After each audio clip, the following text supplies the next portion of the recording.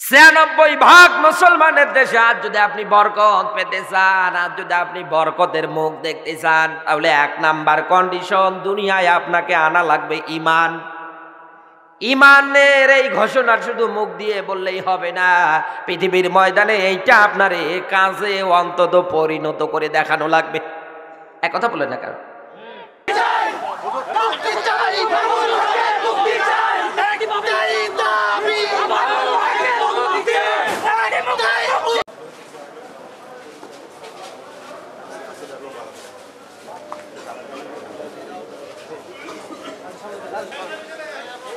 ছিয়ানব্বই ভাগ মুসলমানের দেশে দেশে আজ তাকালে আমরা কি দেখতে পাই? এই পৃথিবীর ময়দানে যখনই আপনি কোরআন থেকে ওয়াজ করতে যাবেন, তাফসীর করতে যাবেন, যখনই কোরআন থেকে কথা বলতে যাবেন, তখনই আপনার উপরে বাধা বিপত্তি আসবে, মার হবে, জুলুম হবে, নির্যাতন হবে। এই কথা বলে না কেন? অতীতে যারা ঈমানের ঘোষণা দিয়েছে তাদের উপরে একটার পর একটা বাধা বিপত্তি এসেছে, তারা যেমন বাধার মুখে পড়েছে, আমার আল্লাহ তাদের উপরে ওই রকম রহমত দিয়ে দিয়েছে। আজ আমরা পৃথিবীতে রহমত পাই না কোন কারণে জানেন? এই পৃথিবীর ময়দানে ঈমানের পথে চলতে গেলে, ইসলামের পথে চলতে গেলে মার হবে, জুলুম হবে। আমার আল্লাহ আপনাকে পদে পদে পরীক্ষা করবে। ঈমানদার যারা হবে এরা আল্লাহর এই পরীক্ষায় গোল্ডেন প্লাস পেয়ে উত্তীর্ণ হবে। আর খোলা আসমানের নিচে জমিনের উপরে যে মানুষগুলো ২টা কাজের আঞ্জাম দিতে পারবে, আমি আল্লাহ রাব্বুল আলামিন তাদের জন্য এই জমিনে বরকত নাজিল করে দেব। দেখেন তো নাটোরবাসী আপনি এর মধ্যে আছেন কিনা? আল্লাহ পাক বলেন ওয়ালাউ আন্না আহলাল কুরা আমানু ওয়াত্তাকাও। ১ নম্বরে আল্লাহর ব্যাখ্যা আছে, জনপদের মানুষগুলো, যে গ্রামের মানুষগুলো এই পৃথিবীর ময়দানে ঈমান আনতে পারবে, আর ওই ঈমানের দাবি অনুযায়ী দুনিয়ায় যারা আমার আল্লাহকে ভয় করতে পারবে। কাজ কয়টা বলেন না কেন? বলেন বলেন বলেন। ২টা। ১ নম্বরে দুনিয়ায় যারা ঈমান আনবে, ২ নম্বরে ঈমান আনার পরে আমার আল্লাহকে দুনিয়ায় যারা ভয় করবে।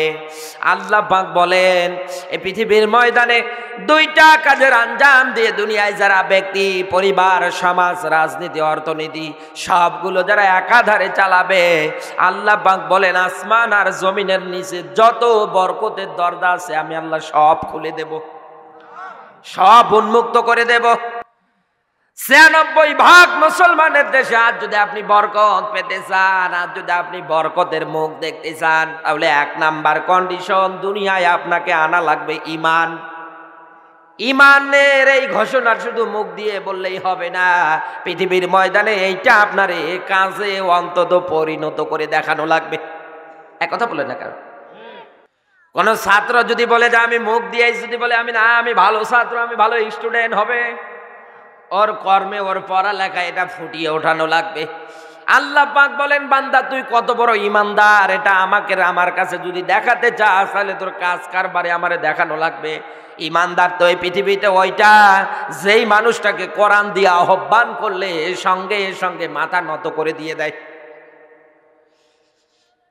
নাটোরবাসী পৃথিবীর ময়দানে ঈমানদার তো ওই মানুষগুলো, যেই মানুষগুলো কোরআনের ব্যাখ্যা হলে পরে, কোরআন থেকে ওয়াজ হলে পরে, তাফসির হলে পরে মাথাটা নত করে দেয়, চোখ থেকে পানি ঝরায় আর ডাকতে বলে মালিক আমার এতদিন যা করেছি মেহেরবানি করে মাফ করে দাও।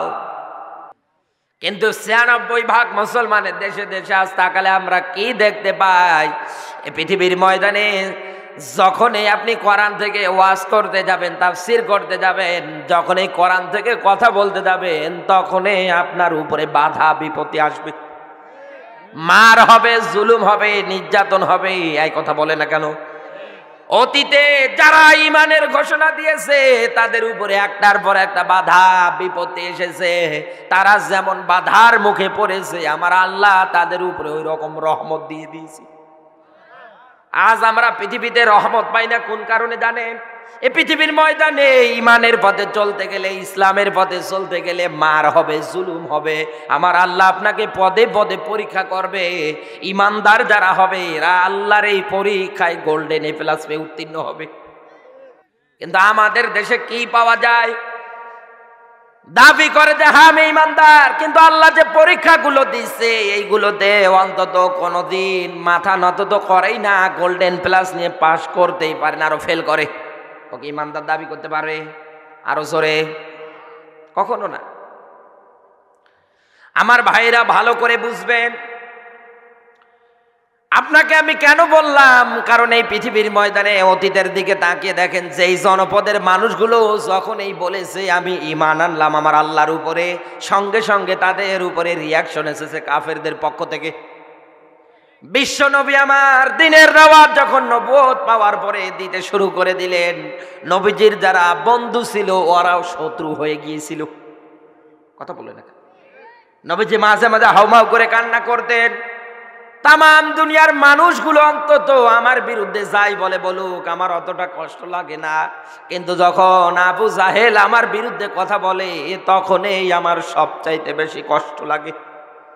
কারণ আবু জাহেল ছিল নিজের লোক। এক কথা বললেন না কেন? পৃথিবীর ময়দানে অন্য মানুষেরা কষ্ট দিলে অতটা কষ্ট লাগে না, কিন্তু নিজের রক্তীয় ভাই যদি কষ্ট দেয় এ কষ্ট কখনো ভোলা যায় না, সহ্য করা যায় না।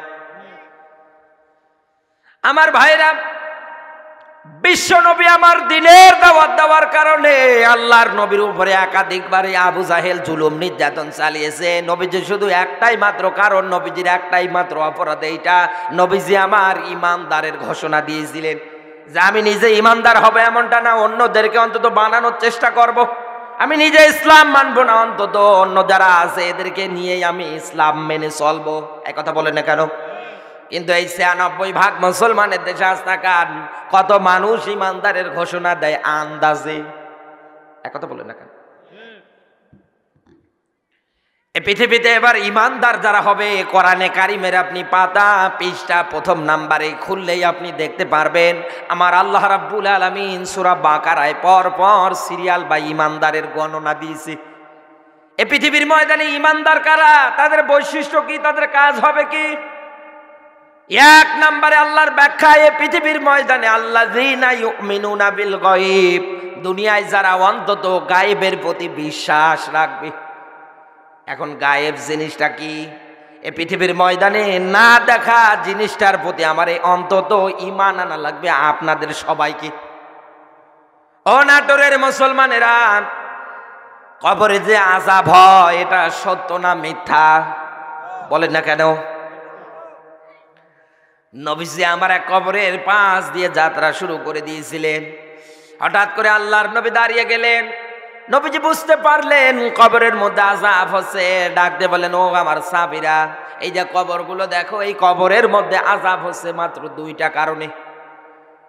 এক নাম্বার কারণ, এই লোকটা প্রসাব করার পরে অন্তত পবিত্রতা অর্জন করতো না। দুই নাম্বার কারণ, এই লোকটা অন্তত এর কথা ওর কথা এক লাগাতো ওক লাগাতো, তালাতালি করতো। নবীজি আমার বললেন এই দুইটা কারণে এই কবরের মধ্যে আল্লাহ আযাব দিচ্ছে। সাহাবীদেরকে নবীজি ডাকতে বলেন, আমার সাহাবীরা, খেজুর গাছের একটা ডাল নিয়ে আসো। নবীজি আমার খেজুর গাছের ডালটা নিলেন, হাতে নেওয়ার পরে আল্লাহর নবী কবরের উপরে লাগিয়ে দিলেন।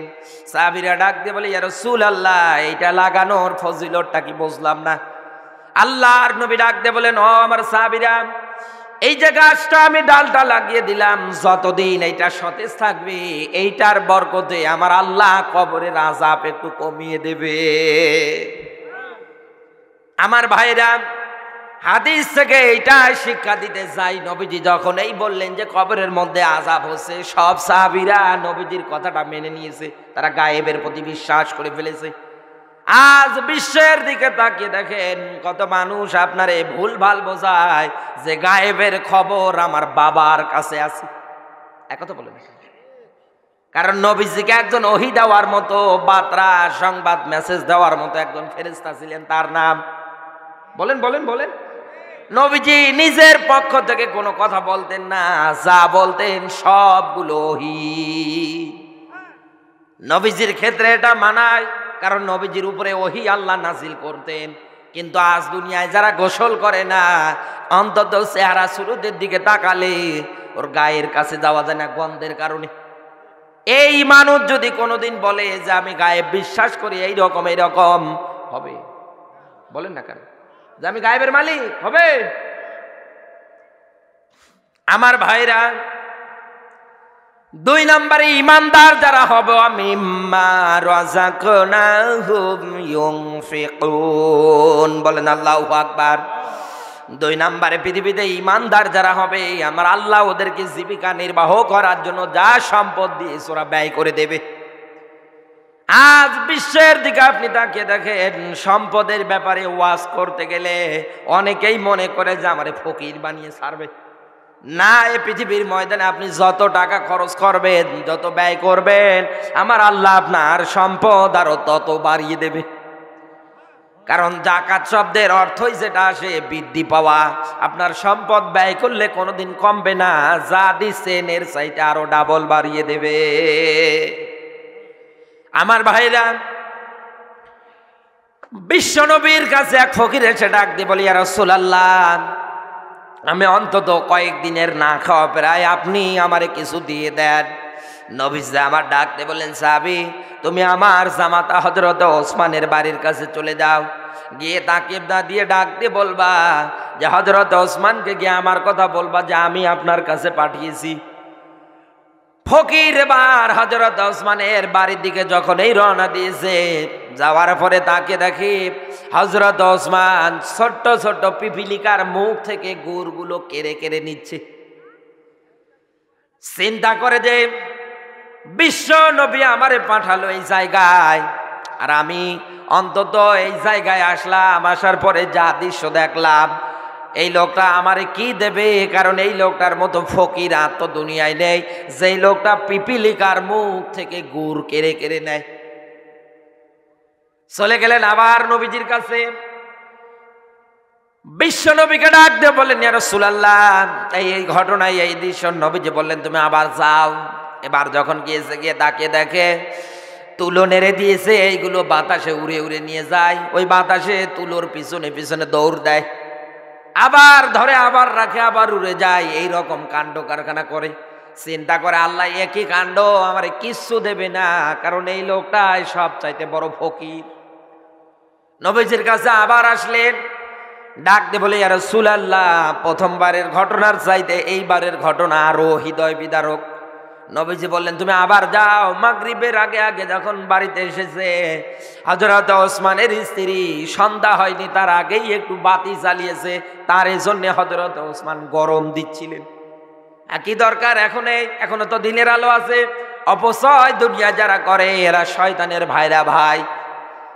এ কথাগুলো যখন স্ত্রীকে দিয়ে গরম দিচ্ছিলেন, লোকটা চিন্তা করলেন যে না, এই লোকটা আমারে কিছু দেবে না। আবার নবীজির কাছে চলে গেলেন, ডাক দিয়ে বলে, রাসূলুল্লাহ, 3 বারে গেলাম, 3 বারের দৃশ্য এরকম, আমার মন বলে না সে আমারে কিছু দেবে। ও নাটোরের মুসলমানেরা, নবীজি ডাক দিয়ে বললেন, ও আমার ফকির সাহাবী, তুমি কি বলেছিলে যে আমার নবীজি আমাকে আপনার কাছে পাঠিয়েছে? বলে, হুজুর, এই কথা বলার আমি সুযোগই পাইনি। নবীজি বললেন, তুমি আবার চলে যাও। পরের দিন সকালবেলা আবার যখন এসেছে, নবীজির কথা যখন বলেছে, হযরত ওসমান হাতটা ধরে টেনে মরুভূমির দিকে নিয়ে গেলেন। কারণ পকেটে হাত দিয়ে দেখলেন ওই রকম কোনো দিরহাম নেই। নবীজির সাহাবী হযরত ওসমান ফকিরের হাত ধরে যখন মরুভূমির পথের মধ্যে টেনে নিয়ে গিয়েছে, হঠাৎ করে তাকে দেখে মরুভূমির পথ দিয়ে অনেকগুলো উট যাত্রা করে।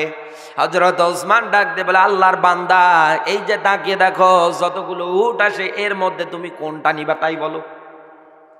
চিন্তা করে যে আমি এক এক করে 3 বার তার কাছে আসলাম, আর সে আমারে তার যে দৃশ্যগুলো দেখলাম, আর এই লোক আমারে বলে উট কোনটা নিবা তাই বলো। কারণ যতগুলো উট আছে সবগুলো মাল ভর্তি, মাল বোঝাই করা। নাটোরবাসী হযরত ওসমানের কথা শোনার পরে ডাক দে বলে, আল্লাহর বান্দা, আপনি কি আমার সাথে ঠাট্টা করেন? আর কি করেন? বলে, না, ঠাট্টা করবো কেন? আপনি নবীর মেহমান, আপনার সঙ্গে ঠাট্টা করা আমার মানায় না। ডাক দিয়ে বলে, আমি পরপর 3 বার আপনার কাছে আসলাম। প্রথম নাম্বার যখন আপনার কাছে আসি, এসে তাকে দেখলাম পিপিলিকা গুড় নিয়ে যায়, এইগুলো আপনি বারবার মুখ থেকে কেড়ে নিচ্ছিলেন, পিপিলিকার মুখ থেকে ছোট্ট ছোট্ট পিপিলিকা। হযরত ওসমান ডাক দিয়ে বলে, আল্লাহর বান্দা, তুমি যে দৃশ্য দেখেছিলে ওইগুলো ছিল রাষ্ট্রীয় সম্পদ। কারণ রাষ্ট্রপক্ষ থেকে আমার ওজন করে পরিমাপ মতো করে দিয়েছে। এখন এইগুলো আবার যখন আমার কাছে নেবে, তারা তো পরিমাপ ওজন করে নেবে। কিঞ্চিত পরিমাণ অংশ যদি অন্তত ওজনে কম বেশি হয়ে যায়, অন্তত রাষ্ট্রপক্ষের কাছে কি জবাব দেব? আর আমার আল্লাহর কাছে জবাব দেওয়ার কোনো কায়দা আমার নেই। এখান থেকে শিক্ষা নিয়ে বাড়ি যান। আজ রাষ্ট্রনায়ক গুলো যদি পৃথিবীর হযরত ওসমানের মতো ভূমিকা পালন করতে পারত, রাষ্ট্রীয় সম্পদ গুড় পিপিলিকা নিয়ে যায়, মুখ থেকে কেড়ে কেড়ে এনে রেখে দেয়। আজ যদি অন্তত এই ভূমিকাটা পালন করতে পারত যে আমার পক্ষে যা আছে সবগুলোর ব্যাপারে আমার আল্লাহ মরণের পরে জিজ্ঞাসা করলে হিসাব দেওয়ার কোনো কায়দা নেই, তাহলে এই দেশে আজ বড় বড় ব্রিজ, কালভার্ট, রাস্তা কারো বাবার মেরে খাওয়ার সাহস হতো না। এক কথা বলেন না কেন? চেহারা শুরু দেখলে মানে জান্নাত থেকে পালিয়ে এসেছে, অত ব্রিজ খাওয়ার জনগণের নামে যা আসে একটাও দিতে চায় না, সব নিজের বাবার মনে করে খায়। যতদিন না হযরতে উসমানের মতো করে মন মানসিকতা তৈরি না করবে, যতদিন না আল্লাহর কোরআনের আয়াত মানবে না, ও মিম্মা রাযাকনাহুম ইনফিকুন, যতদিনে আয়াত মানবে না, যতদিন জীবনে নেবে না, ও যতদিন বুঝবে না, ততদিন ওটা জিন্দেগিও ভালো হবে না। কারণ পৃথিবীতে ভালো হওয়ার মাপকাঠি শুধু আল্লাহর কোরআন। এক কথা বললেন না কেন? হযরত ওমর নবীজিকে মারার জন্য যাচ্ছিলেন তরবারি নিয়ে, যখন কোরআনের ব্যাখ্যা কোরআনের কাছে এসেছে, আল্লাহ রাব্বুল আলামিন হযরত ওমরকে হেদায়েত দিয়ে জান্নাতি মানুষ হিসেবে কবুল করে নিয়েছে। হযরত ওমরের পুরো জীবন পড়ে দেখেন, এই লোকটা ইসলাম গ্রহণ করার পর থেকে কি আকারে জীবন গঠন করেছে। আজও দুনিয়ায় যদি হযরত ওসমানের মতো করে জীবন, হযরত ওমরের মতো করে জীবন আমরা গঠন করতে পারতাম, তাহলে এই দেশে অন্তত আজ যা হচ্ছে জিন্দেগি ওগুলো হতো না। এক গরুর গোশত 700 টাকা কেজি। এক কথা বললেন না কেন? আবারও আপনার উপায় শিখে দেয়, আপনি গরুর গোশত অন্তত যারা কিনে খেতে পারবে না তাদেরকে বলতেছে কাঁঠাল দিয়ে বার্গার বানিয়ে খান। এক কথা বললেন না কেন? কাঁঠালের বার্গার আপনার বাপ দাদা যারা মারা গিয়েছে ওরা খেয়েছে, নাম শুনেছে, বলেন না কেন? তাহলে দিন যত যায় এই দেশে যারা অন্তত এইরকম করে আসে, ওরা অন্তত জনগণের উপরে যা করে, অন্তত যদি চিন্তা করে যে আমি যে ক্ষমতায়, এই ক্ষমতার ব্যাপারে যদি আল্লাহ মরণের পরে জিজ্ঞাসা করে আমি কি জবাব দেব? অত্যাচারী শাসক দুনিয়ায় যারা হবে, এরকম করে ঊর্ধ্বগতিতে দুনিয়ায় যারা সম্পদের পাহাড়, যারা দাম বৃদ্ধি করে দিবে, আপনার না হয় টাকা আছে আমি মানলাম, আপনার ব্যাংক ভর্তি টাকা আছে, এদেশে জায়গা হয় না, সুইস ব্যাংকে নিয়ে যান। এক কথা বলে দেখেন। কিন্তু যেই লোকটা গরিব মানুষ, কামলা খেটে খায়, ধান কেটে খায়, মানুষের বাড়িতে বাড়িতে হাত পেতে পেতে খায়, এই লোকটার পক্ষে কি সম্ভব? তাহলে এই যে দুনিয়ায় যারা এরকম করবে, যতদিন না, আমি বললাম না যে যতদিন না এই মানুষগুলো আল্লাহর কোরআনের আয়াত না মানে, ততদিন এরা হজ করলে কি হবে? জিন্দেগিও হজ কবুল হবে না। কারণ ইবাদত কবুল হওয়ার পূর্ব শর্ত হচ্ছে হালাল রিজিক, এরপরে ঈমান।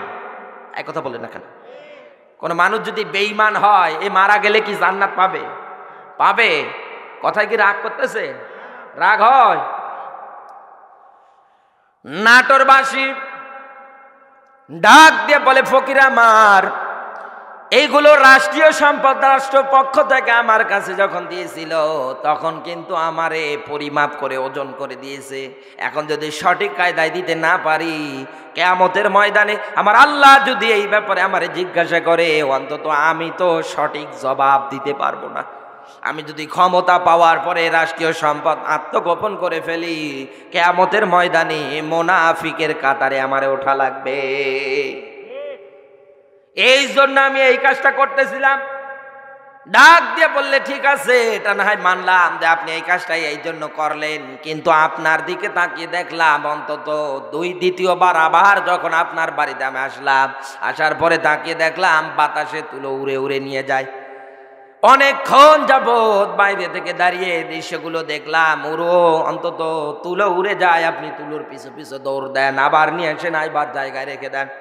ডাক দিয়ে বলে, আল্লাহর বান্দা, এইগুলো আমার কাছে একজন আমানত রেখে দিয়েছে, এগুলো আমার কাছে একজন আমানত রেখে দিয়েছে, উনিও সঠিক কায়দায় ওজন করে দিয়েছে। এখন আবার আমার কাছ থেকে যখন আমানতের জিনিসগুলো নিয়ে যাবে, আমি যদি সঠিক কায়দায় দিতে না পারি, আমার আল্লাহর আদালতে কি হিসাব দেব? কারণ আল্লাহর নবীর হাদিস আমার বারবার মনে পড়ে যায়। নবীজি জানিয়েছে পৃথিবীর ময়দানে তোমরা যদি মুনাফিক মার্কা মানুষদেরকে চিনতে চাও, নবীজি বলেন 1 নাম্বার যখন তাকাবা ও কথায় কথায় মিথ্যা কথা বলবে, এই দেশে নেই। বলেন না কেন? 2 নাম্বারে ওয়াদা যা দেবে একটাও পূরণ করবে না, সবগুলো ভঙ্গ করে ফেলবে। 3 নাম্বারে ওর কাছে যা আমানত রাখা হবে সব খেয়ানত করবে। নবীজি বলেন মুনাফিকের আরো একটা বৈশিষ্ট্য দেখবা, কারো সাথে যখন ঝগড়া বাজবে মুখের ভাষা খারাপ করে গালি দেবে। না নাটোরে তো নেই, নাটোরে সব আল্লাহর ওলি নাকি? হযরত ওসমান ডাক দিয়ে বলে আল্লাহর বান্দা, এগুলো অন্তত আমার কাছে আমানত দিয়েছে, আমি যদি খেয়ানত করে ফেলি আমার ঠিকানা জাহান্নাম, কারণ আমি কোরআনের আয়াত জানি, ইন্নাল মুনাফিকিনা ফিদ দারকি আসফালি মিনান নার। বলেন আল্লাহু আকবার। আল্লাহ পাক বলেন দুনিয়ায় যারা মুনাফিক হবে, হে নবী, এদের ঠিকানা হবে জাহান্নামের একেবারে নিম্নতম স্তরে। সাহাবীরা যখন এই আল্লাহর নবীর মুখে কোরআনের আয়াত তন্টা শুনলেন, ডাক দিয়ে বলেন ইয়া রাসূলুল্লাহ, জাহান্নামের নিম্নতম স্তর বলতে কি বোঝায়? আল্লাহর নবী বললেন, ও আমার সাহাবীরা, একটা পাথর যদি জাহান্নামের উপরি ভাগ থেকে নিম্ন পর্যায়ের জন্য ফালিয়ে দেওয়া হয়, এই পাথরটা নিজ প্রদেশে পৌঁছতে প্রায় 70 বছর কাল সময় লেগে যাবে। আর ওই জায়গায় হবে কার জায়গা? মুনাফিকের জায়গা। ডাক দিয়ে বলে ওসমান, আমি আবার এসেছিলাম মাগরিবের আগে আগে, আমি আবার যখন আপনার বাড়িতে আসলাম, আসার পরে তাকে দেখলাম আপনার স্ত্রী একটু বাতি জ্বালিয়েছে সন্ধ্যার আগে, তাই আপনি বারবার গরম দেন, কোন কারণে বুঝলাম না। ডাক দিয়ে বলে আল্লাহর বান্দা, তুমি কি আল্লাহর কোরআনের আয়াত পড়নি? পৃথিবীর ময়দানে যারা অপচয়কারী হবে এরা শয়তানের ভাই। আমার আল্লাহ অপচয়কে পছন্দ করে না। আমার স্ত্রী এই কাজটা এই কারণেই করেছে, কারণ এখনো দিনের আলো আছে, দেখা যায় চতুর্দিকে ভালোভাবে, সন্ধ্যা হয়নি। এই মুহূর্তে বাতি জ্বালিয়ে যে তেলগুলো খরচ হবে সব অপচয় হয়ে যাবে। অন্তত অপচয় দুনিয়ায় যারা করে এরা কার ভাই? আরো জোরে। কোরআনে কারিমে আমার আল্লাহ ব্যাখ্যা দিয়েছে, ওয়ালা তাত্তাবিহু খুতুওয়াতিশ শাইতান। বলেন আল্লাহু আকবার। ডাক দে বলে আল্লাহর বান্দা, সূরা বাকারা 208 নম্বর আয়াত আমার বারবার মনে পড়ে। পৃথিবীর ময়দানে খবরদার তোমরা অন্তত শয়তানকে অনুসরণ করবা না, শয়তানকে কখনো বন্ধু বানাবে না। আমার তো বারবার এই আয়াতটা মনে পড়ে যায়, এই জন্য আমার স্ত্রীর আমি বারবার গরম দিচ্ছিলাম, কেন তিনি এই কাজটা এত তাড়াতাড়ি করে ফেলল। ও নাটোরের মুসলমানেরা, ডাক দিয়ে বলে আল্লাহর বান্দা, বলো তুমি কোনটা উট নিবা? এত পরিমাণে চালাক ফকির ডাক দিয়ে বলে, সামনে যে উটটা আছে ওই উটটাই আমার চাই, কারণ আমরা জানি উট যেই দিকে যাবে আগেরটা সবগুলো ওইটাকে ফলো করে করে চলে যায়। যখন এই সামনের উটটার রশি ধরেছি, পিছনের যতগুলো উট আছে সব সিরিয়াল বাই চলে যাচ্ছি। হযরত ওসমান ডাক দিয়ে বলে আল্লাহর বান্দা, ঠিক আছে, এখানে যতগুলো উট আছে মাল বোঝাই করা সব আমি তোমাকে দিয়ে দিলাম, তুমি নিয়ে চলে যাও। আমার ভাইরা, অন্তত এইরকম মন মানসিকতা যখন আপনার তৈরি করতে পারবেন, আমার আল্লাহর রাস্তায় যখন এইভাবে সম্পদগুলো বিলিয়ে দিতে পারবেন, কারণ আপনার সম্পদ আদি টাকা পয়সার মধ্যে গরিব যারা আছে ওদেরও হক আছে না নেই? আপনি না দিয়ে একাধারে আপনার পেট ভর্তি করলেন, বোঝাই করে ফেললেন, হবে না। কিয়ামতের ময়দানে আমার আল্লাহর কাছে কি জবাব দেবেন ওইটার হিসাব নিয়ে চলে যান। আপনার সম্পদের মধ্যে পশু পাখির হক আছে না নেই? আরো জোরে। সমাজের একটা নিয়ম কানুন আমি দেখে আশ্চর্য হয়ে যায়। অবলা প্রাণী, গরু ছাগল কোনো কিছু বোঝে না, এরা অবলা প্রাণী, এদেরকে আল্লাহ বিবেক নামক জিনিসটা দেয়নি। রাস্তাঘাটে বিভিন্ন সাইডের মোড়ে মোড়ে যখন বাদিয়ে দেয়, তার সাইডেই মনে করেন শস্য ক্ষেত্র ফসল লাগিয়েছে। গরু তো জানে না এটা খেলে পরে অন্তত ক্ষতি হবে, ওর ধান্দা শুধু পেট ভর্তি করা। একথা বলে না কেন? এই শস্য ফসলটা যখন খেয়ে ফেলে, জমির মালিক যিনি আছে পুরো জমির ফসল খেয়ে ফেলে না, মার তো 2-3টা গাছ যদি খেয়ে ফেলে, তাই দেখবেন গরুটাকে কি পেটায়। না, আপনি এটা করবেন না। পৃথিবীর ময়দানে যার যেখানে আল্লাহর রিজিক রেখে দিয়েছে আপনি কোনোদিন ওইটা আটকাতে পারবেন না।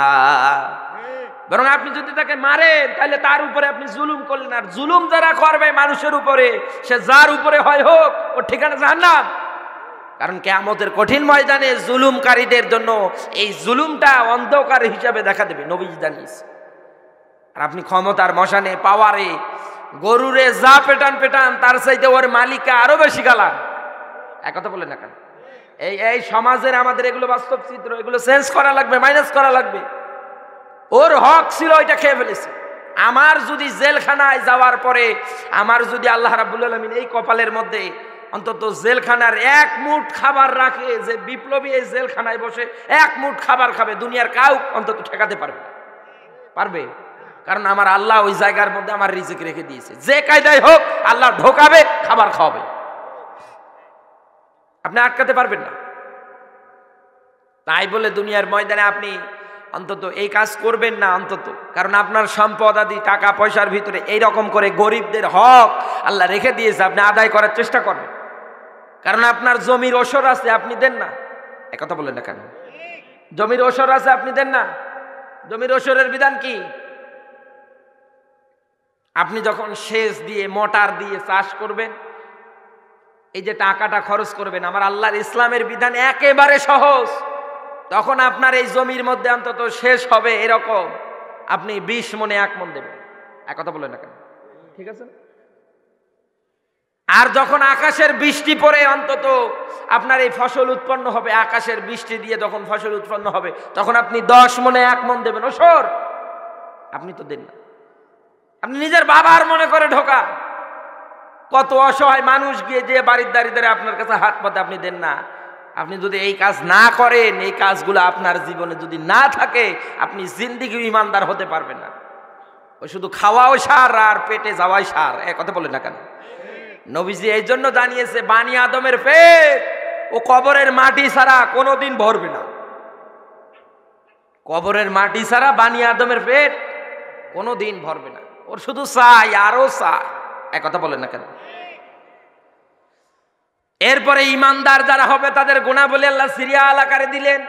আল্লাহ পাক বলেন, ইমানদার দুনিয়ায় যারা হবে, এই পৃথিবীর ময়দানে পূর্ববর্তী যত নবী রাসূল এসেছিল সবার প্রতি তারা ঈমান রাখবে, বিশ্বাস করবে। এরপরে আমার আল্লাহ পূর্ববর্তী যত আসমানি কিতাবগুলো নাজিল করে দিয়েছিল এইগুলোর প্রতি তাদের বিশ্বাস থাকবে। আল্লাহ পাক শেষের আয়াতে বললেন, এই পৃথিবীর ময়দানে যাদের জীবনে এই কাজ কারবার গুলো থাকবে, আল্লাহ পাক বলেন এরাই হচ্ছে মুফলিহুন, এরাই হচ্ছে সফল কাম। আমার ভাইরা, সূরা আরাফের 96 নম্বর আয়াত থেকে আপনাকে আমার বোঝানোর বিষয় ছিল এইটা, পৃথিবীতে কোন মানুষ যদি ইমানদার দাবি করে তার ব্যাখ্যা গুণাবলী আল্লাহ এগুলো দিয়েছে। এখন আপনি কোরআনের আয়াত যদি না মানেন, মানতে পারেন না মানেন, এটা আপনার ব্যর্থতা, আমার কিছু না। আপনি যদি কোরআন মাইনাস করে দিয়ে জীবন চালান, কিয়ামতের ময়দানে এই কোরআন আপনার বিরুদ্ধে আমার আল্লাহর আদালতে সাক্ষী দেবে। নাকি কোরআনের ক্ষমতা নেই? বলেন না কেন? নেই নেই নেই, আছে না? নেই, মরণের পরে বুঝবেন আপনি। আমার ভাইরা, 2 নম্বরে আল্লাহর ব্যাখ্যা হচ্ছে, এই পৃথিবীর ময়দানে যারা অন্তত ইমানের পরে দুনিয়ায় যারা আমার আল্লাহকে ভয় করতে পারবে, এই পৃথিবীর ময়দানে আমার আল্লাহকে ভয় করা লাগবে করার মতো। হাক্কা তুকাতিহি ওয়ালা তামুতুন্না ইল্লা ওয়া আনতুম মুসলিমুন। আল্লাহ পাক বলেন, আমাকে কেউ যদি ভয় করতে যায় তাহলে ওকে ভয় করা লাগবে করার মতো। কি রকম ভয় আপনি আল্লাহকে করবেন?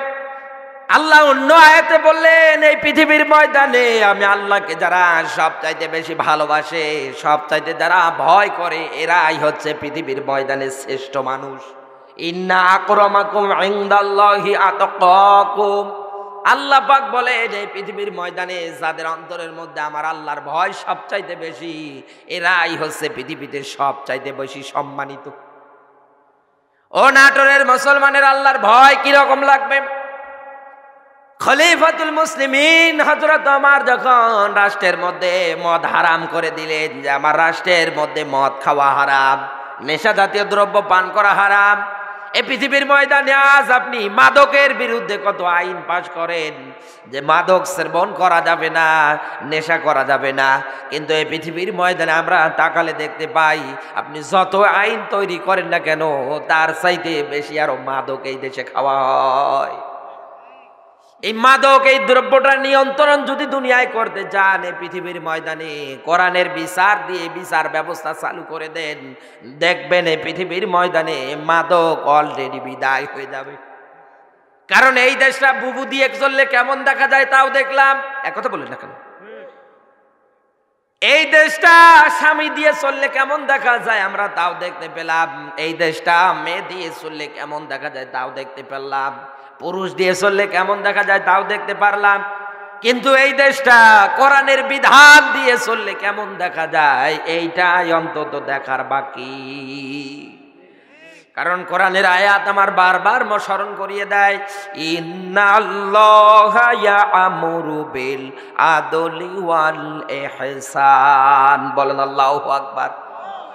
আল্লাহ পাক বলেন, হে নবী, এই পৃথিবীর ময়দানে আপনাকে আমি আদেশ দিলাম, এই পৃথিবীর ময়দানে আপনি কোরআন দিয়ে অন্তত ন্যায় বিচার কায়েম করে দেবে। প্রমাণ পাওয়া যায় পৃথিবীতে কোনো মানুষ যদি ন্যায় বিচার পেতে চায় অবশ্যই আল্লাহর কোরআন দিয়ে করা লাগবে। বাংলাদেশের আজকে একটা জরিপ দেখলাম এই মাদক দ্রব্য নিয়ে, যুবক ভাইরা যারা আছে যারা বিড়ি খায় তাদের তো এবার মন খারাপ হয়ে যাবে যে হ্যাঁ হুজুর আর ওয়াজ খুঁজে পেলেন না। আরে ভাই আপনাকে বলতেছি, আমার আল্লাহ রাব্বুল আলামিন এত সুন্দর আপনার বডি এক্সট্রাটা তৈরি করে দিলেন, আর আপনি এই পৃথিবীর ময়দানে মাদক দ্রব্য একাধারে সেবন করতে আছেন। আপনি দিন দিন আপনার জীবনটা মৃত্যুর মুখে ঢেলে দিচ্ছেন। একথা বলেন না কেন? আল্লাহ পাক বলেন, আমি মানুষদেরকে এত সুন্দর করে বানিয়েছি, অন্য কোনো প্রাণীকে এত সুন্দর করে বানাইনি। হযরত ইউসুফ নবীকে আল্লাহ এমন চেহারা দিয়েছিলেন, মিশরের মেয়েরা হযরত ইউসুফ নবীর চেহারার দিকে যখন তাকিয়েছে হাতের আঙ্গুল কেটে ফেলেছে, টেরই পাইনি। আপনি সুবহানাল্লাহ কালকে বলেন, আজকে বলার দরকার। এত সুন্দর চেহারা আল্লাহ দিয়েছিলেন। এই জন্য আল্লাহ পাক বলেন, লাকাদ খালাকনাল ইনসানা ফি আহসানি তাকওয়িম। এই পৃথিবীতে আমি সবচাইতে সুন্দর আকৃতি দিয়ে তৈরি করেছি মানুষদেরকে। আমার ভাইরা, আর সেই মানুষেরা এই পৃথিবীর ময়দানে একাধারে মাদক দ্রব্য সেবন করে করে তাদের জীবনটা দিন দিন নষ্টের দিকে দিচ্ছে। বিশেষ করে সীমান্তবর্তী যত এলাকা আছে, বর্ডার এলাকা যত আছে, ওই এলাকাগুলোতে আরো বেশি। একথা বলে না কেন? আমি আজকে জরিপ দেখলাম বাংলাদেশের, ইন্ডিয়ার এই পাশ থেকে অনেক বর্ডার থেকে এগুলো মাদক দ্রব্য এই দেশে পার হয়ে আসে। বাবা, ইয়াবা, গাঞ্জা, ফেন্সিডিল মেয়েরা পর্যন্ত খাচ্ছে। দিনাজপুর জেলার জরিপ দেখলাম, কারণ দিনাজপুরের বিরল, এরপরে ওই জায়গা থেকে যে হিলি, এগুলো খুব কাছে, একদম বর্ডার খুব কাছে, এতটা কাছে, আর ওই জায়গা থেকে মাদক দ্রব্য এই দেশে পার হয়ে আসে। তা আপনি এদেশে যদি মাদক দ্রব্য বন্ধ করতে চান, বর্ডারে আগেও করে। একথা বলেন না কেন? কারণ ওই জায়গা থেকে তো পার হয়ে আসে। রাস্তার মোড়ে মোড়ে সাইনবোর্ড লাগিয়ে লাভ নেই, রাস্তার মোড়ে মোড়ে সেমিনার করে লাভ নেই। আপনি ওই জায়গাগুলোতে কড়া নিরাপত্তা দেন, দেখবেন এই দেশে এমনি মাদক দ্রব্য বন্ধ হয়ে যাবে। কত মানুষ এই দেশে দেখা যায় মাদক দ্রব্যের বিরুদ্ধে সে নিজে কত সুন্দর সুন্দর ব্যাখ্যা দেয়। ও নিজে ওর বাড়িতে তল্লাশি চালালে বোতল পাওয়া যায়। নাকি বাংলাদেশে এরকম ঘটনা নেই? ওরাই বলে মাদক দ্রব্য মুক্ত করব, মাদক সেবন এদেশ থেকে গুড়িয়ে দেব। শেষে ওদের বাড়িতে খোঁজ দিয়ে দেখা যায় ওরাই ওগুলো টপ। আপনি দেখেন তো বাংলার একটা টুপিওয়ালা একটা হুজুরকে এরকম ব্যবসা করতে করেছে কিনা? করেছে। তারপরেও বয়স হয় না, নাম দেয় রাজাকার। একথা বলে না? এই যে আমার এই চলতি মাসের 31শে ডিসেম্বর দিনের বেলা মাহফিল আছে বদরগঞ্জে, রাতে আছে পীরগঞ্জে। কে বা কারা থানায় গিয়ে বলছে যে বক্তা আসতেছে ও জামাতের ক্যাডার। আরে বেটা, জামাতের ক্যাডার হওয়া কি জাতা ব্যাপার? এই কথা বলেন না কেন? রোকন হওয়া লাগবে, সাথী হওয়া লাগবে, কর্মী হওয়া লাগবে। আর রোকন হওয়ার জন্য যে পড়া লাগে অত সহজ না।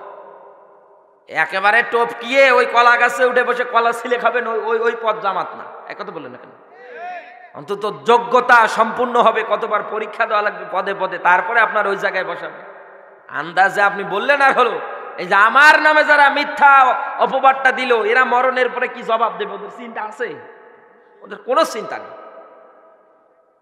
এই দেশে আজ যদি আপনি মাদক দ্রব্য অন্তত দমন করে দিতে চান, হযরত ওমর মাদক দ্রব্য শুধু দমন করে দিয়ে হযরত ওমর চুপ করেছিলেন না।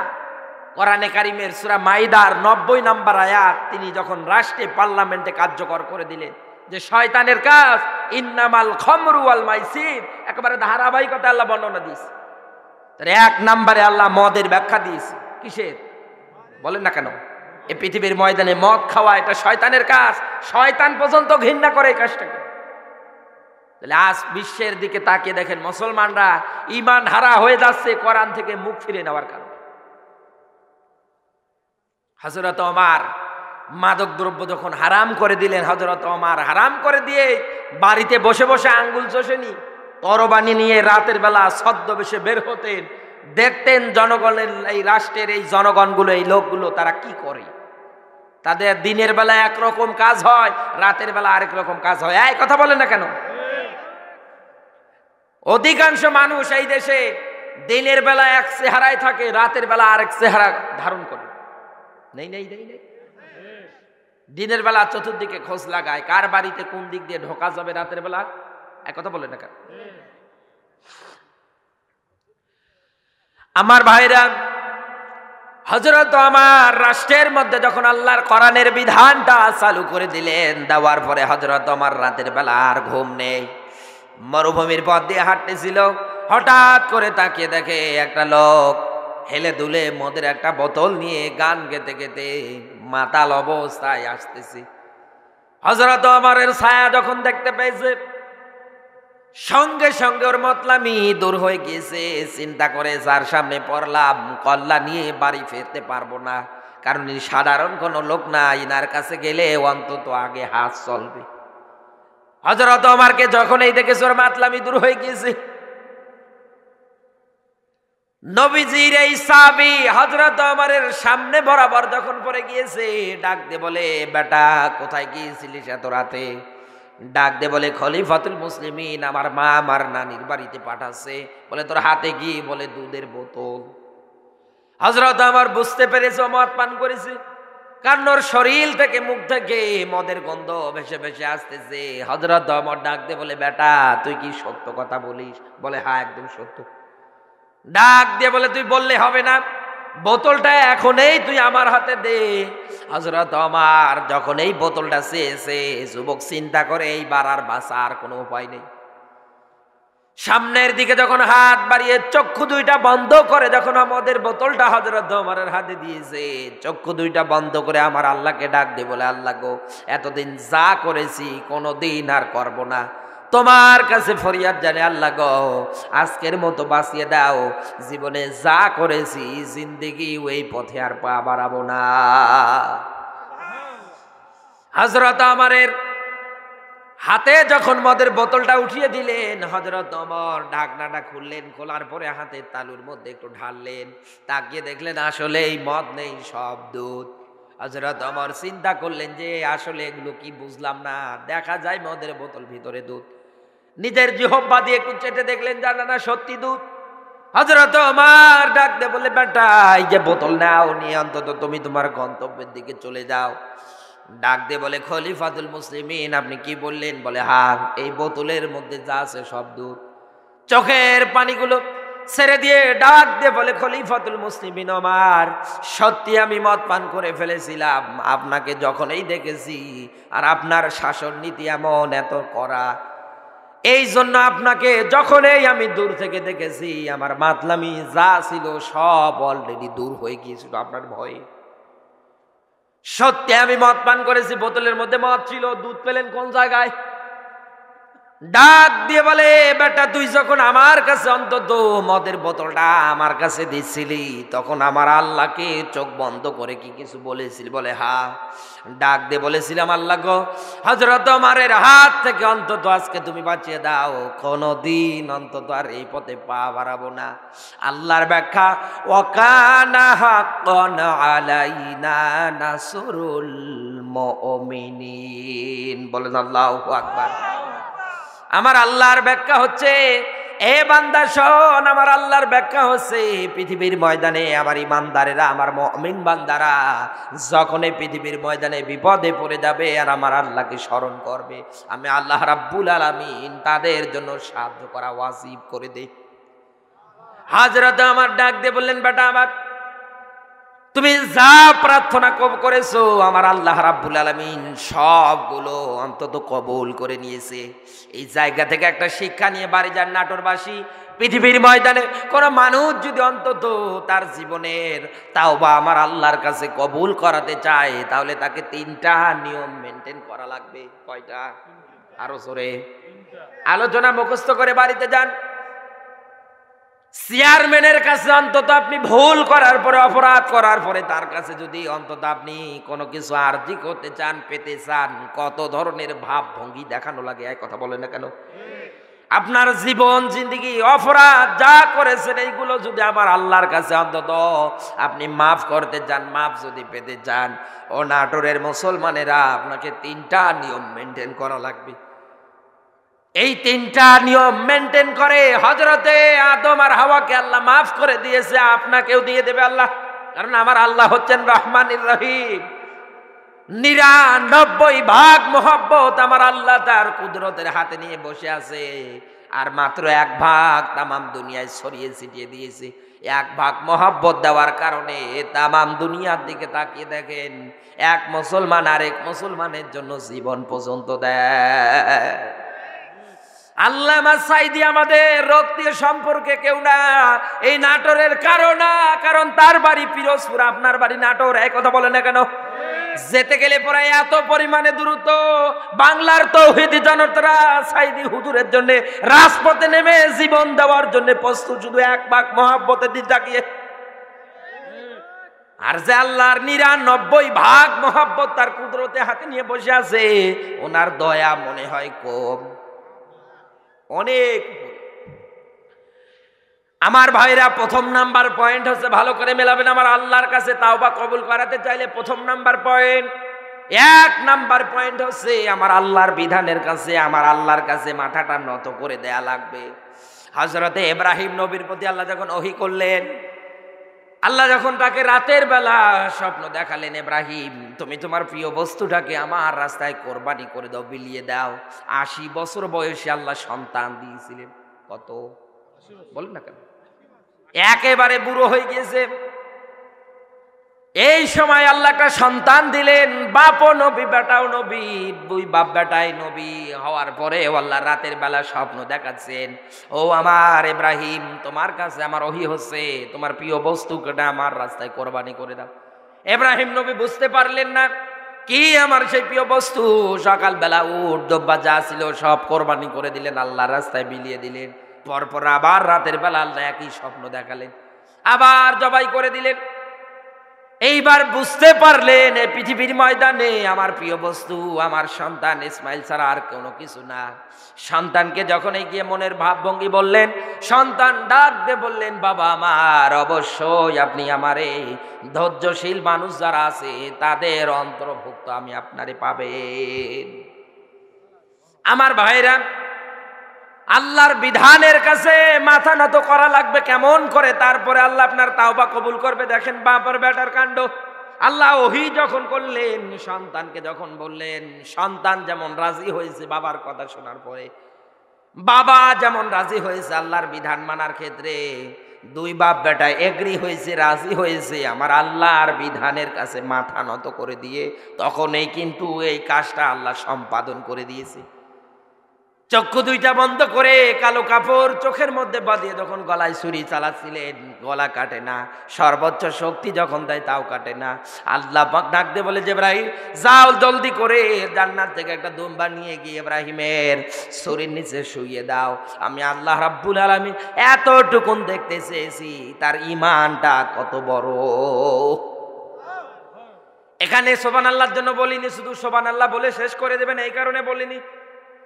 নাটোরবাসী বাপ আর বেটা দুইজনে আল্লাহর বিধান মানার জন্য যেভাবে আল্লাহর কাছে মাথা নত করে দিয়েছে, আপনার জীবনের অপরাধের দিকে তাকিয়ে কোরআনের আয়াত যখন আপনি জানবেন এই কাজটার শাস্তি এইটা, আপনার তখনই মনে পড়ে যে আমি এই কাজটা করে ফেলেছি, আমি তো জেনা করে ফেললাম, অন্যায় করে ফেললাম, জুলুম করে ফেললাম, নিরপরাধ মানুষদেরকে মিথ্যা মামলা দিয়ে জেলখানায় বন্দি করলাম।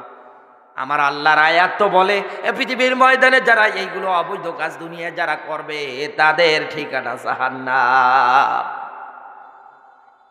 আল্লাহ গো আমি মাথাটা নত করে দিলাম, আর কোনদিন অন্তত এইভাবে যে মাথাটা নত করলাম তোমার কাছে, আর কোনদিন মাথাটা এইভাবে উঁচু করব না, আর খারাপ কাজ করব না।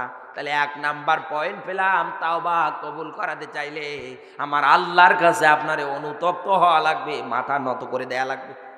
পারবেন? পারবেন?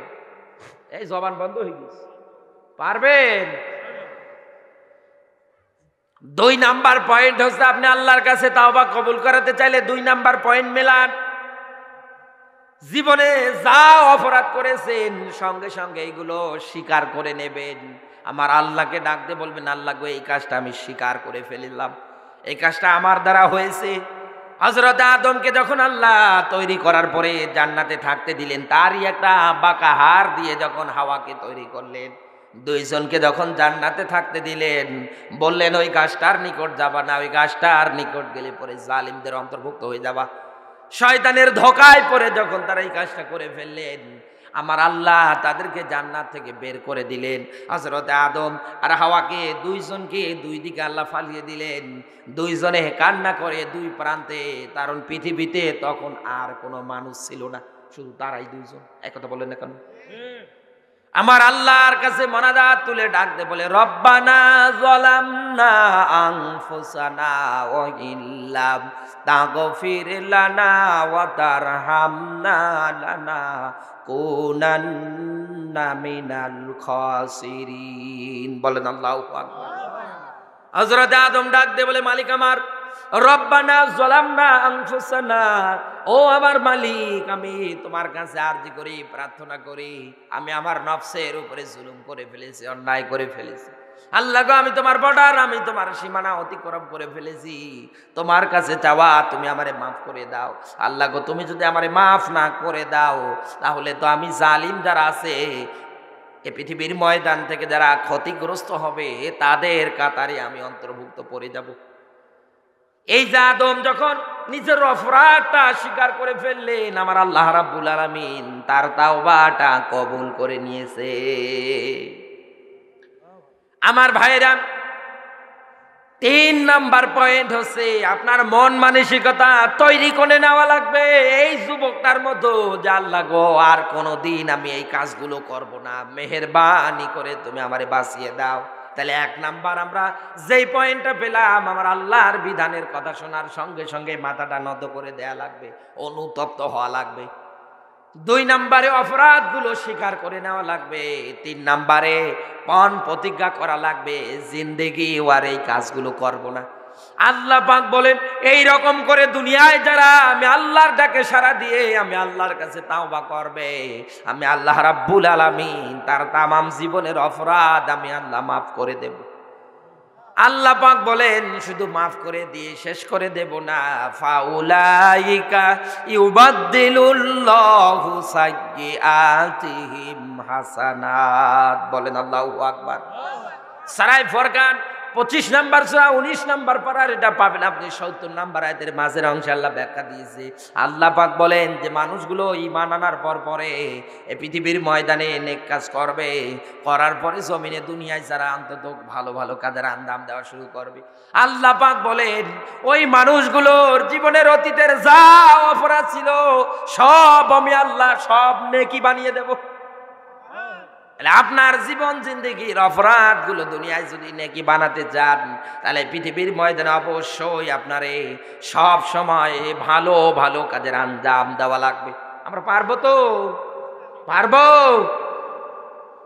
আমার ভাইরা, ভয় কি রকম ছিল তাদের মধ্যে, কিন্তু আজ আমাদের দিকে তাকালে আল্লাহর ভয় নেই। পৃথিবীর ময়দানে আল্লাহর ভয় আপনার উপরে আজ নেই।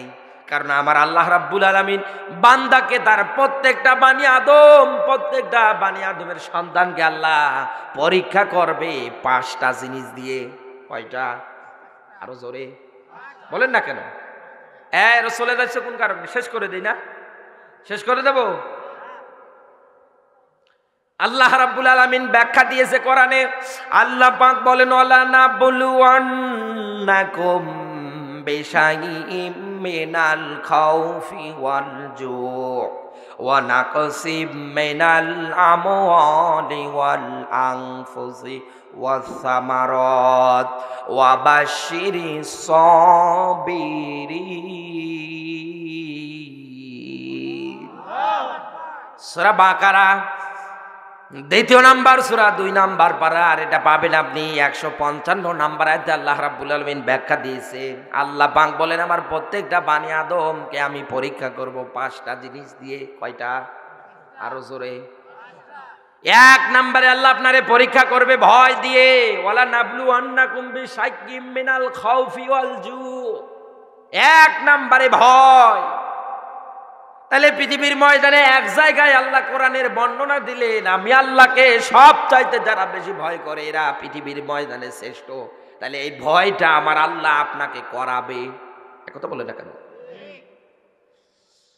এই পৃথিবীর ময়দানে আল্লাহ আপনারে ভয় দেখাবে, জেলখানার ভয় আল্লাহ আপনার উপরে দেখাবে। এটা দ্বারা আমার আল্লাহ আপনারে পরীক্ষা করবে। আজ দুনিয়ায় সত্যের পথে চলতে গেলে সবাই আপনারে ভয় দেখাবে। একথা বলে না কেন? দিনকাল ভালো না, এই কাজগুলো করার কি দরকার? দিনকাল ভালো না, হক কথা বলার কি দরকার? কারণ আমি আমার ইমানের দাবির দিকে তাকিয়ে হক কথাগুলো বলি। এই দেশ এমন একটা দেশ আজ এই দেশে তৈরি হয়ে গিয়েছে, এমন একটা পরিস্থিতি আজ এই দেশে তৈরি হয়ে গিয়েছে। চট্টগ্রামে নাসিরাবাদে এক জায়গার মধ্যে নাদের খান নামে একজন লোক, তার স্ত্রী সহকারে মসজিদের মাইকে আজান হয়, এই তাদের সহ্য হয় না। এই জন্যে তারা নোটিশ তৈরি করে দিয়েছে। ৯৬% মুসলমানের দেশে মমতাজ গান বলে, কনসার্ট করে, কোনো অসুবিধা হয় না। এই দেশে সারা রাত ধরে গানের কনসার্ট করা হয়, মাইক বাজিয়ে নাচানাচি করা হয়, নেশা জাতীয় দ্রব্য পান করা হয়, কোনো অসুবিধা হয় না। আর এই জানোয়ারের বাচ্চাগুলোর নাকি আজান দিলে সমস্যা হয়। তাই এই দেশে থাকার তোর কি দরকার? এই দেশে পালি বেরো যা। ৯৬% মুসলমানের দেশে আজান যাদের সহ্য না, ওর জন্মের সমস্যা আছে। কারণ আজান এ ধর্ণিকার। আরো জোরে। আমার আল্লাহর বরত্ব ঘোষণা করা হয়, আর ও বেটা বলছে যে আজান আমার কাছে বিরক্তকর লাগে। তোর এই দেশে থাকার কি দরকার? ৯৬% মুসলমানের দেশে আজান দেবে না, তো রাম রাম করবে। আজ এই দেশে বিচার হয় 50 বছর কোরআনের তাফসীর করা মুফাসসিরের। একথা বলে না কেন?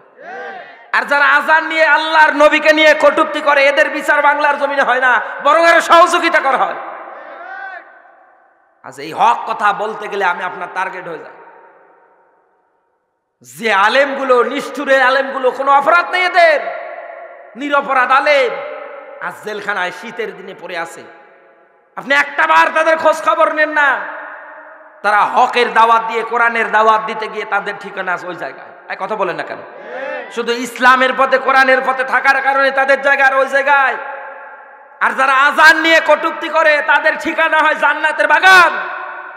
এই জন্য নবীজি বলেন, আর দুনিয়া সিজনুল মুমিন ও জান্নাতুল কাফির। দুনিয়ায় মুমিনদের জন্য এই জীবনটা আল্লাহ বানিয়ে দিয়েছে জেলখানার মতো, আর কাফের যারা হবে এদের জন্য দুনিয়ার জীবনটা বালাখানা।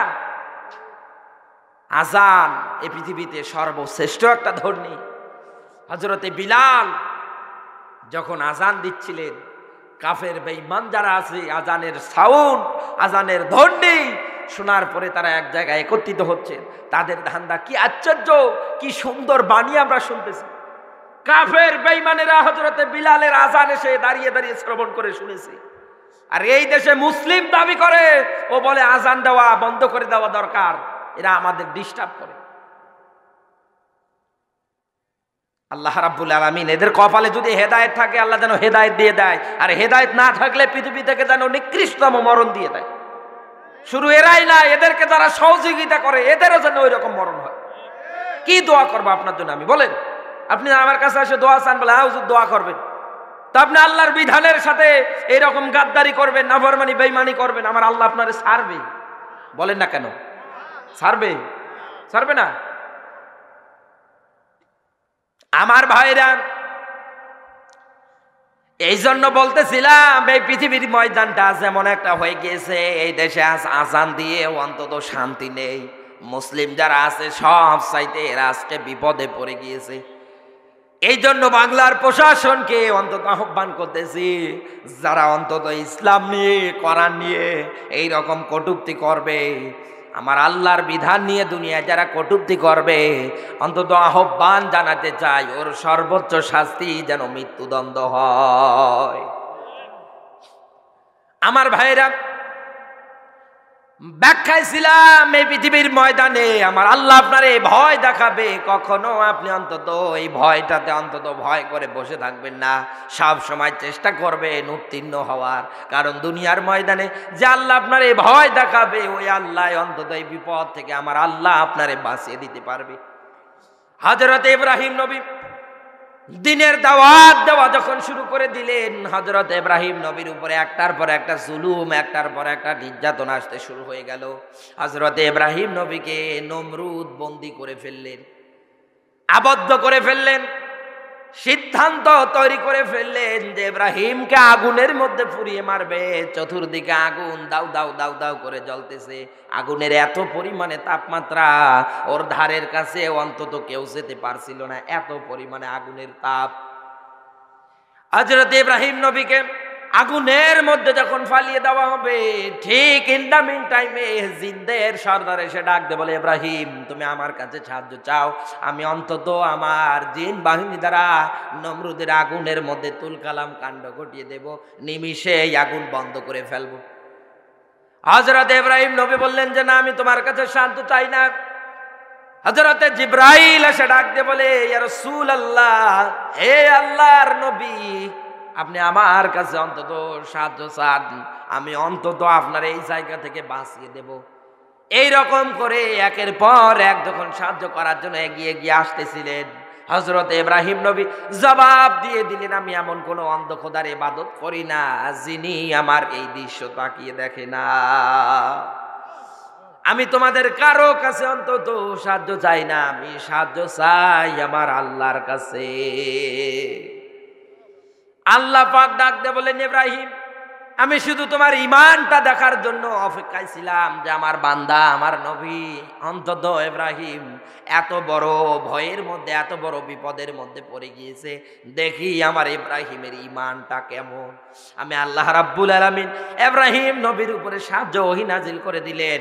আল্লাহর আয়াত হচ্ছে, আগুন তুমি আমার ইব্রাহিমের জন্য শীতলদায়ক হয়ে যাও, আরামদায়ক হয়ে যাও। আমার ভাইরা 40টা দিন আগুনের ভিতরে পড়েছিলেন হযরত ইব্রাহিম, লোমকূপের কোনো ক্ষতি হয়নি। আগুন যখন নিভে যাওয়ার পথে যখন গিয়ে তাকে দেখে রাজকীয় হলে আগুনের মধ্যে পড়ে আছে ইব্রাহিম। এখান থেকে একটা পয়েন্ট পাওয়া যায়, পৃথিবীর ময়দানে আজও ইব্রাহিমের উত্তরসূরি দুনিয়ায় যারা আছে এদের আপনি কিছু করতে পারবেন না। যত রায় তৈরি করেন না কেন, ঘুরিয়ে পেঁচিয়ে একদিন আপনার উপরে রায় কার্যকর হবে। এই জন্য একটা বক্তৃতার মাঝে মাঝে একটা উদাহরণ দেওয়া হয়, একটা পীর আর এক মুরিদ রাস্তা দিয়ে পথিমধ্যে যাত্রা শুরু করে দিয়েছে। যাওয়ার পরে এই দেশ ছেড়ে অন্য দেশে চলে গিয়েছে, ভারতে গিয়েছে।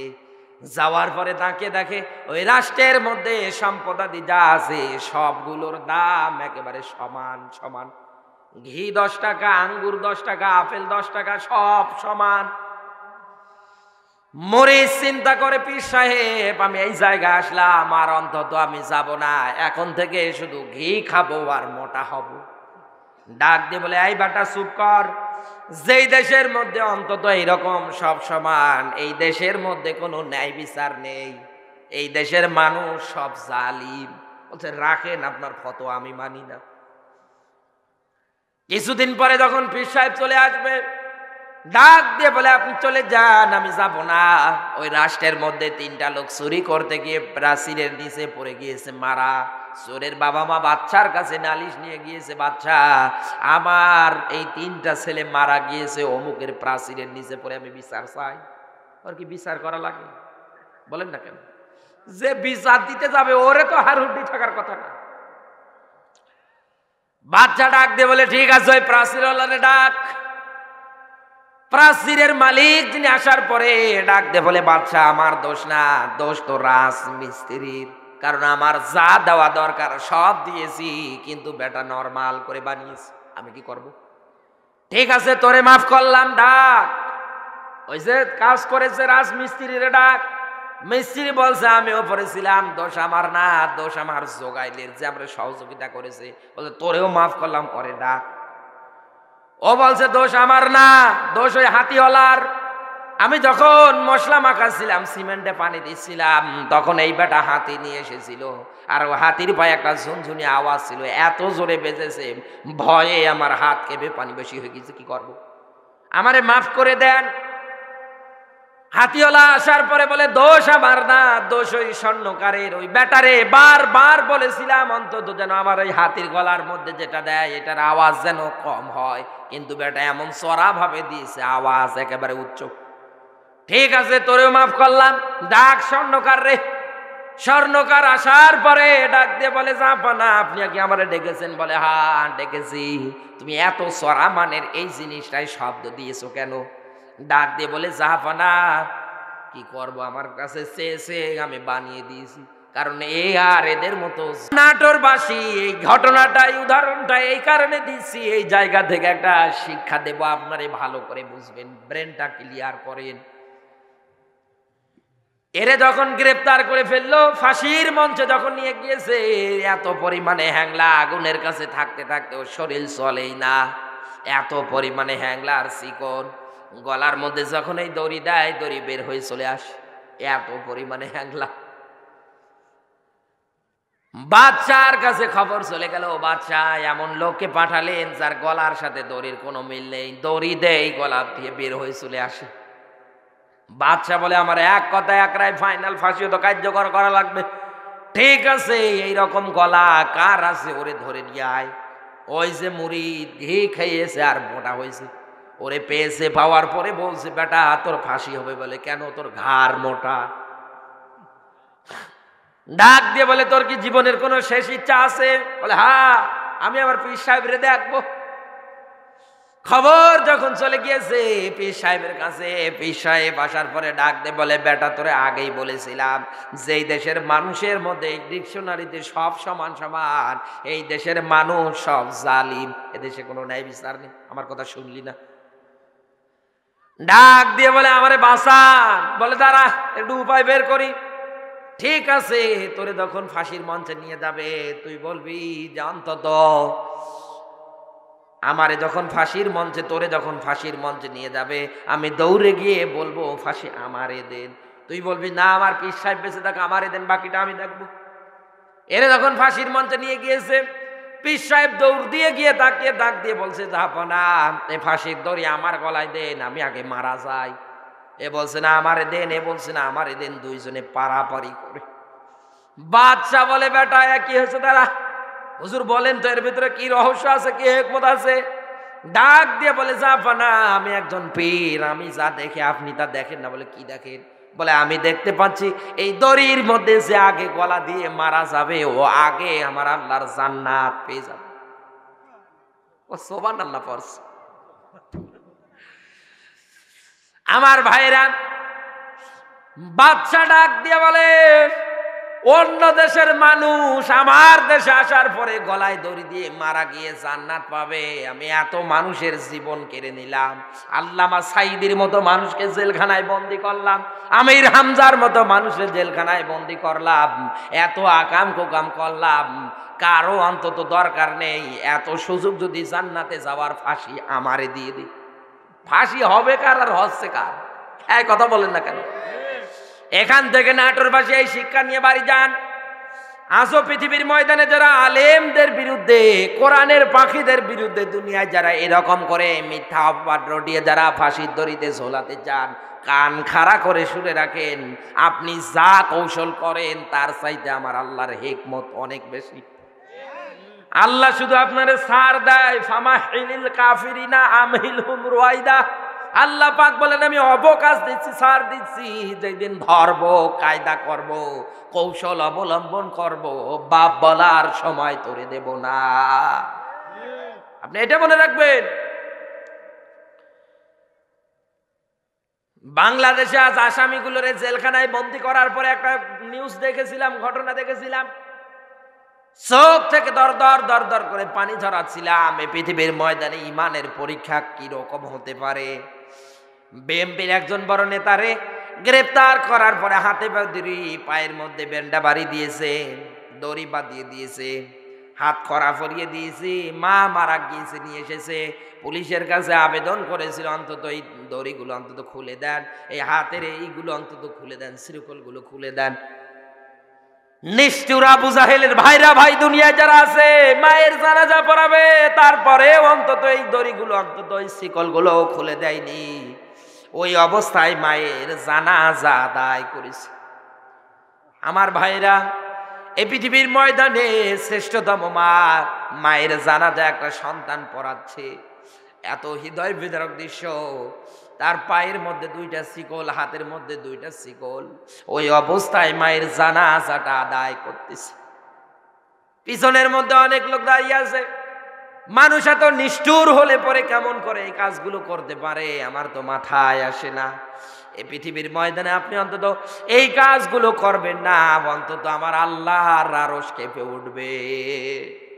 আপনি অন্তত তাকে ছেড়ে দেন, দিয়ে অন্তত জানাজাটা সে সঠিকভাবে আদায় করুক, তাও আপনি দিলেন না। আপনি মনে করলেন যে মানুষের উপরে জুলুম আমি এইভাবে চালাবো না, আমার আল্লাহর আয়াত মরণের পরে আপনার বিরুদ্ধে অবস্থান নেবে। কারণ আল্লাহর ব্যাখ্যা কি জানেন? ইন্নামাস সাবিলু আলাল্লাযীনা ইয়াজলিমুনান নাস। বলেন আল্লাহু আকবার। আল্লাহ পাক বলেন কিয়ামতের ওই কঠিন ময়দানে আমি আল্লাহ রাব্বুল আলামিন দুই প্রকার মানুষের বিরুদ্ধে নিজে মামলা দেব। তার এক নম্বরে দুনিয়ায় যারা মানুষ এই মানুষের উপরে জুলুম করবে, দুনিয়ার ময়দানে দুই নাম্বার ওই মানুষগুলোর বিরুদ্ধে মামলা দিয়ে দেব যে মানুষগুলো জমিনের ময়দানে আমি আল্লাহর বর্ডার, আমি আল্লাহর সীমানা অতিক্রম করে ফেলবে। আমার ভাইরা, আল্লাহর মামলার আসামি থেকে দুনিয়ায় যদি আপনি বাঁচতে চান, জুলুম করা বন্ধ করে দেন, যার যতটুকু অধিকার আছে দিয়ে দেন, আমার আল্লাহর আরশ পর্যন্ত খুশি হয়ে যাবে। রাস্তায় বের হলে পরে পুলিশ লাগবে না, বিডিআর লাগবে না, এক কথা বললেন না, শরীর চলে না, ওর 8টা-10টা বডিগার্ড, শুধু কি এই দেশের একটা চেয়ার পেয়েছে তাই, এক কথা বলে না। আর হযরত ওমর অর্ধ জাহানের খলিফা, যেখানে সেখানে শুয়ে দিন কাটিয়ে দিয়েছে।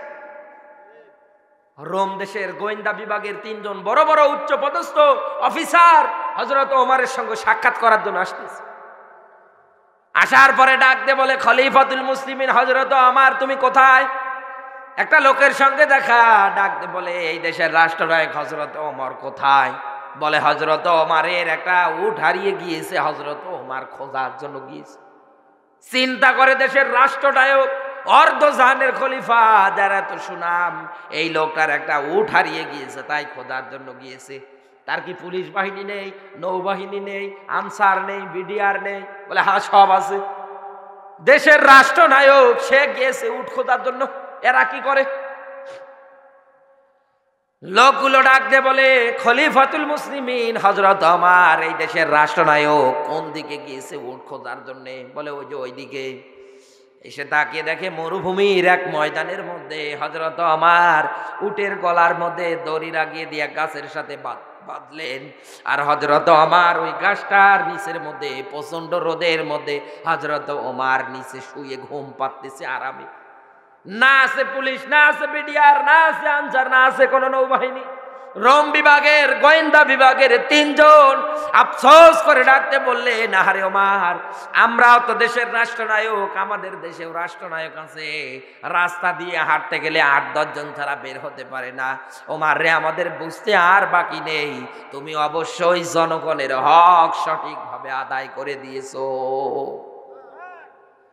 আমার ভাইরা, এই যে মায়ের জানাজা হাত করা পরিয়ে, শিকল পায়ের মধ্যে পরিয়ে যে মানুষটার অন্তত মায়ের জানাজাটা পড়ালেন, এই মানুষটা কোনোদিন এই মানুষটার উপরে আরো ভালোবাসা আসবে? বলেন না কেন আসবে? আসবে না? যতদিন বেঁচে থাকবে ও ঘৃণা করবে, আরো দোয়া করবে। এত মানুষ মারা যায়, এ শয়তান কি মরে না? এক কথা বলে না কেন? আমার ভাইরা, এক এলাকায় এক চেয়ারম্যান যদি অন্তত ওই ইউনিয়নের ওই মানুষগুলো, ওই এলাকার মানুষগুলোর চাহিদা যদি সঠিকভাবে দেয়, ওই ইউনিয়নের ওই জনগণগুলো চেষ্টা করবে এই চেয়ারম্যানকে আবার ক্ষমতায় আনার জন্য। আর যদি মনে করেন যে নিজের বাবার মনে করে পকেটে ঢুকায়, ভোট দেওয়া তো দূরের থাক, সামনে বলবে না অসুবিধা নেই, দেবো দেবো, পিছনে 180 মাইল বেগে বাস দেবে। এক কথা বলে না কেন? আপনি সঠিকভাবে হক আদায় করে দেন। হযরত ওমর এইটাই করেছিলেন। যার যতটুকু অধিকার হক হযরত ওমর ফিরে দিয়েছিলেন। রাস্তার মরুভূমির মধ্যে হযরত ওমর ঘুম পাচ্ছে, কোনো পাহারাদার লাগে না, আর আপনার রাস্তা দিয়ে বের হলে এত বডিগার্ড লাগে, তারপরেও আপনার শরীর চলে না, হাত চলে না, শক্তি নেই বলে খেলা হবে। এক কথা বলে না? দেখেন না বক্তব্য, দেখেন না? এই রে শয়তানের ভাইরা ভাই। নাটোরবাসী ব্যাখ্যা দিচ্ছিলাম, 1 নম্বরে আমার আল্লাহ আপনারে পরীক্ষা করবে ভয় দিয়ে, 2 নম্বরে ক্ষুধা দিয়ে, দারিদ্রতা দিয়ে, 3 নম্বরে আমার আল্লাহর পরীক্ষা হবে আপনার উপরে এ পৃথিবীর ময়দানে আল্লাহ সম্পদ আদি দিয়ে আপনারে পরীক্ষা করবে। 4 নম্বরে আমার আল্লাহ পরীক্ষা করবে জীবন দিয়ে। 5 নম্বরে আল্লাহ পরীক্ষা করবে পৃথিবীর ময়দানে আপনার ফসল আদির ক্ষয়ক্ষতির দ্বারা দিয়ে। আল্লাহ পাক বলেন, এই রকম করে করে আমি আমার বান্দাদেরকে পরীক্ষা করব। অবাশিরি সাবিরিন, দুনিয়ায় যারা অন্তত এই পরীক্ষাগুলো আসার পরেও ধৈর্যশীল হবে, এ নবী আপনি এদেরকে সুসংবাদ দিয়ে দেন, এদের ঠিকানা হচ্ছে জান্নাতের বাগান। আমার ভাইরা, আল্লাহর কাছে দোয়া করি আমার আল্লাহ যেন আমাদের সবাইকে পদে পদে পরীক্ষাগুলোতে পাশ করবার তৌফিক দিয়ে দেয়। জোরে বলুন আমিন। নবীজির প্রতি দরুদ, মানবতার মুক্তির মডেল, মানবতার মহান আদর্শ, মানবতার শিক্ষক নবীকুর শিরোমণি মুহাম্মদুর রাসূলুল্লাহ সাল্লাল্লাহু আলাইহি ওয়াসাল্লাম জবান সেরে কোরআনের সোনালী আয়াত পড়েন আমার সাথে। আউযু বিল্লাহি মিনাশ শাইতানির রাজিম।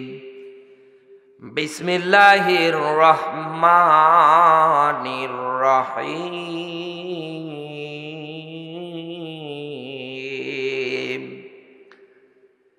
ইয়া আইয়ুহাল্লাযীনা আমানুত্তাকুল্লাহ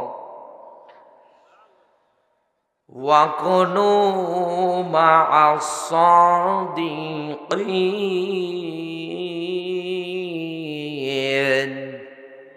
আপনাকে আগামীকালকে কেউ যদি জিজ্ঞাসা করে কোন সূরা থেকে আলোচনা হয়েছিল, আপনি বলবেন সূরা তাওবার 119 নম্বর আয়াত।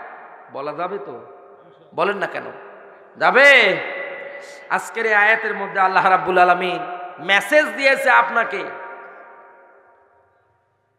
1 নম্বরে আল্লাহর ব্যাখ্যা, ওহে যারা ইমানদারের দাবি করো, আমি তোমাদেরকে বলতেছি। আর ইমানদারের সংজ্ঞা তো আপনি আপনার শুরুতেই বললাম।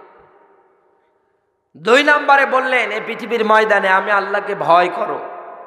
আর ওই দাবি অনুযায়ী এ পৃথিবীর ময়দানে তোমরা অন্তত সব সময় চেষ্টা করবা সত্যর উপরে টিকে থাকতে।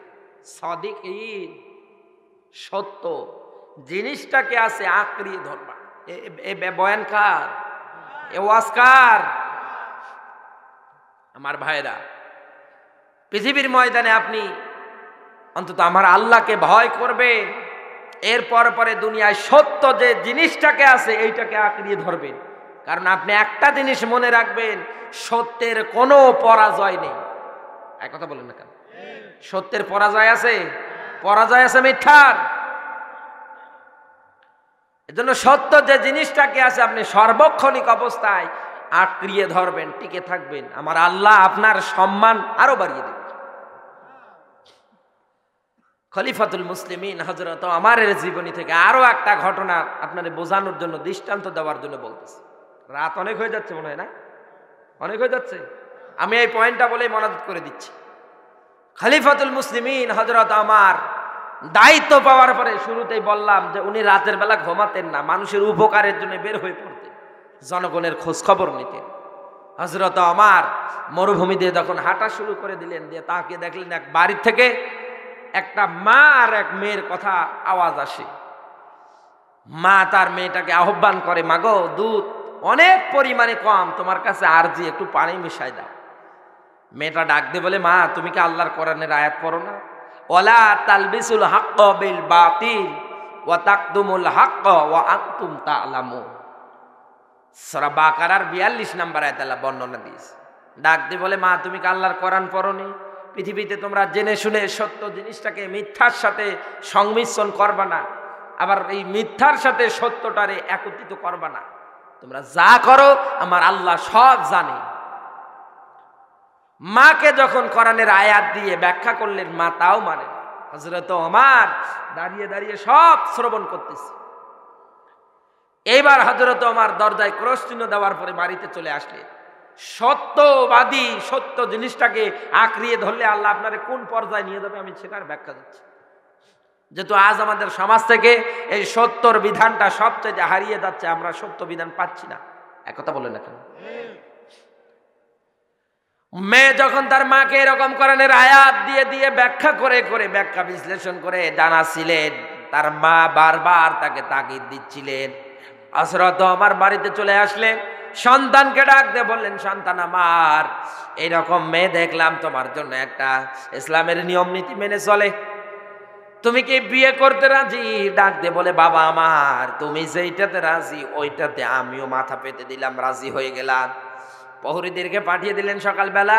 মার মেয়েকে যখন রাজদরবারে ডেকে নিয়ে আসলেন, হযরত ওমর জিজ্ঞাসা করলেন যে রাতের বেলা তোমার এই মেয়েটার সঙ্গে আমার এই ছেলেটার বিয়ে দিতে চাই, তুমি কি রাজি? বলে, হ্যাঁ আমি রাজি। হযরত ওমর ডাক দিয়ে বললেন, বুড়ি মা একবারে রাজি হয়ে গেলে একটা বারে এর জন্য তুমি চিন্তা ভাবনা করলে না?